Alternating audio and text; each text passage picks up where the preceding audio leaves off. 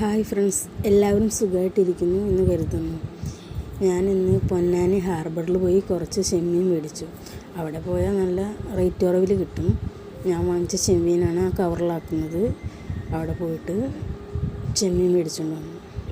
ഞാൻ മാത്രം ഒരു ലേഡി ഉണ്ടായിരുന്നുള്ളൂ അവിടെ ചെമ്മീൻ മേടിക്കാൻ. എല്ലാവരും എന്നെ എന്തോ കണ്ട പോലെ നോക്കുമായിരുന്നു. നാട് വികസിച്ചു എന്ന് പറഞ്ഞിട്ട് കാര്യമൊന്നുമില്ല, ഇപ്പോഴും പൂർണ്ണ വികസനമായിട്ടില്ല. അങ്ങനെ ഞാൻ ചെമ്മീൻ മേടിച്ചിട്ട് അവിടെ കുറച്ച് നേരമൊക്കെ നോക്കി.